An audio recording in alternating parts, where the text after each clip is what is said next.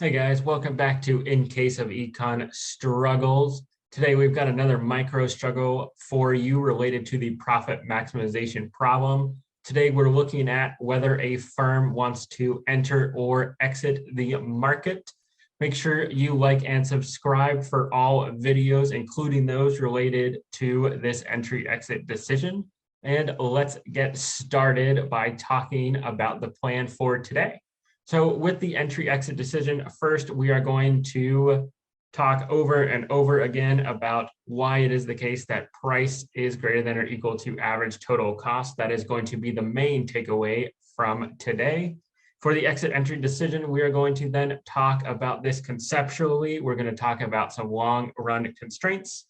Then we are going to really get into when a firm wants to enter or exit, again, both conceptually. Then we'll talk about it analytically, and then graphically. And then at the end, we will end by talking about the market effects on when firms enter or exit the market and some equilibrium-like stuff. All right, so let's go ahead and get into it. Once again, I know we have used this example over and over again, but we are going to go back to that ice cream store and use that ice cream store to talk about this entry and exit decision. And the reason why I want to talk about this ice cream store again is I think it is a pretty useful example, although my ice cream cone drawings have not gotten any better since we started. So again, we've got some machines in this ice cream store, and we've got some people. We've got our workers, our labor. I'll put an L here, and our machines are capital K here. Now, in the long run, which the exit entry decision is a long run decision, so let's go ahead and write that down. So when I see exit entry, I automatically want to think, okay, we are in the long run. What does it mean to be in the long run? Remember that you generally can't fire workers on the spot or hire workers on the spot, and you generally can't install ice cream machines, and you can't remove ice cream machines that quickly. You can't do that on a daily basis. That is more of a what we call longer run decision. So the reason why we are talking about the long run is your exit entry decision is generally made. You've been in the business for a while. You've tried every combination of workers and number of machines, and you're using that experience to evaluate whether or not you should stay in the market. So when we talk about exit, we're going to think more of it as a, well, we've tried every possible combination to try and make some money, and nothing has worked. Therefore, we think it is best to probably close up shop and leave or exit this market. Now, I have alluded to this already, that this is our rule. This is what we get tattooed on our forehead when we're thinking about the exit entry decision, that price is greater than or equal to average total cost. If you're a little unsure about what average total cost is or what I'm referring to, please feel free to jump back to that cost curve video, take a look, and come back and resume from this spot. But if you're with me, let's go ahead and keep going. So why is this the case? Well, if I'm going to take this equation and I'm just going to multiply it by the number of ice creams that we're making, or y, and then I'm going to get something that looks like py is greater than or equal to average total cost, put it in parentheses, times y. Okay, what does that mean? Well, this means that price times y minus average total cost times y is greater than or equal to 0. But P times Y in this case is really just revenue. That's how much money we take in from selling our ice creams. I'm just going to denote total revenue by TR. And average total cost times Y, again, take a look at that cost video if this is not making sense. But hopefully we should be at the point where we can see that output times average total cost is equal to total cost. So by telling you that total revenue minus total cost is greater than or equal to 0, again, another thing that hopefully should make sense is that this is your profit. This is how much money you make after paying those costs. So this is just saying that you are making at least $0. You are not losing money by your business. And I think it makes intuitive sense that if you are not losing money by being in business, if you are at least breaking even, then you want to stay in that business. You want to stay in the market. If it is the case that price is less than average total cost, then this means that you are losing money. Your profit is negative. No matter the combinations of workers, the number of machines that you've tried having in this shop, you still can't get that price above or equal to your average total cost, which means we take our ice cream shop and we write a giant closed on the front door and we get out of the market. So I'll pause for just a quick second to let that sink in, and then we will look at this graphically. So now that we are going to look at this graphically, we'll start with, shockingly, a graph. And the graph, similar to other graphs you might have seen or have seen in some of my other videos, we're going to put Y on the X-axis and we're going to put dollar signs on the Y-axis. Now, our typical average total cost looks like some sort of parabola. So here's just some average total cost that pops in.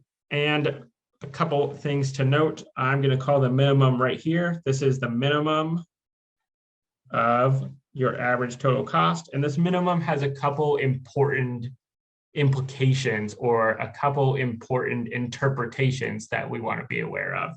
The first interpretation of this minimum of average total cost is this is the lowest price to stay in. So if the price is going to fall below the average total cost, the minimum average total cost, then we're in this situation, we're in this pink situation where we're writing closed on our doors and we are leaving the market. Another way to see that, let's put a price into this market. We're still talking about perfectly competitive markets. So let's put some very low price in here. Let's say here's our marginal revenue, here's our price. And you can see that even if we choose the level of output, maybe not straight through my words, if we choose the lowest cost, if we choose the output with the lowest average total cost per unit, then we are making this many units, but our price is still below our average total cost. So this right here, this is our loss, this rectangle, this purple rectangle above the green line up to our quantity is our loss. And that is another representation for why we want to leave the market. Now, on the flip side, and the second interpretation, which we're going to turn to now, we've talked about exit, but the flip side of exiting a market is entering a market.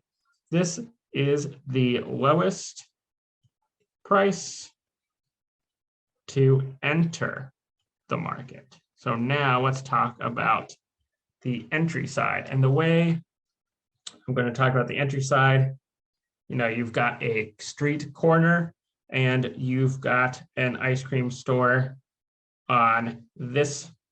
That's not a line. You've got an ice cream store on this side, and on the other side, you've got a guy who doesn't yet have an ice cream store, but he's maybe thinking about starting his own ice cream store. And he's trying to figure out whether or not it's worth it for him to get into the market. So another thing we want to be aware of is firms' exit and entry is not separate, it's not independent from the market that these firms are operating in. When a firm exits or enters the market, it is going to have effect on that market. And as economists, something that we talk about a lot, and we are going to talk about it here as well, is that when quantity goes down, price goes up, and when quantity goes up, price goes down. This is a very common, it's a very basic, a very foundational assumption in economics. We call this the law of demand, and it's going to be important here when we're talking about exit and entry. Because if this person decides to open his ice cream store, he is going to be adding extra quantity to the market, and that is going to have an effect on both the quantity in the market of ice cream as well as that price of ice cream, because we are in a perfectly competitive market, and his ice cream is no different from anyone else's ice cream that is already being produced. So let's set up the scenario now. Let's set up a scenario in which there are 3 firms, and I'm just going to use rectangles because I'm sure you guys are tired of me trying and failing to draw ice cream cones on the top of buildings. So let's draw 3 businesses. Let's label them A, B, and C, and let's give them some average total cost value. So let's say this guy has an average total cost of 5. I'll put a little ATC in here. This guy has an ATC or an average total cost of 4, and this guy has an ATC of 6. Now let's set up the market equilibrium. I'm just going to give this so that way we don't have to spend time determining exactly what it is. Let's just say that the price in this market is 5 and the quantity is 12, and the quantity is split evenly, which makes sense that we're in a competitive market. So everyone is making 4 ice creams. Now on the sidelines right now, there is a couple people who are thinking about opening an ice cream store. This person is opening with an ATC of 3. Sorry, I know it's getting kind of small over there. Let's make that a little bigger. So let's say that he is thinking about opening an ice cream store and his ATC is 3. And he will not come into play yet, but he will come into play very soon. He can also make 4 ice creams. Now, notice right off the bat, what we have is we have price of 5. So person A, that's totally fine. He's making a profit of $0 on every ice cream. This person has an ATC of 4. He's making $1 off every ice cream. And this person has 6. Notice that his average total cost is above the price. So he is actually losing money at the moment, which means that in the long run, based on everything we've just talked about, he is going to leave. So I'll label this as number 1. Number 1 is an exit. So the quantity is going to go down. It's going to become 8. And now the price will shoot up to 6. So the price shoots up. It's 6. Everyone is making money. Both A and B are very happy, making more money than they were before. But now this person on the sidelines with an ATC of 3, he gets excited. He says, well, this looks great. You guys are making a bunch of money. I'm going to hop into this market. And the price is going to go back down to 5, and the quantity will go up to 12. Now, there's nothing stopping someone else who also has an ATC of 3, and he can make 4 units. He says, well, everyone's still making money. This person is making money $2. This person is making $0, and this person is making $1. So this person will draw this arrow number 1, and maybe in pink, this guy says, well, you guys are all making money. That looks great. I also want a piece of that action, so I'm going to hop into the ice cream market as well.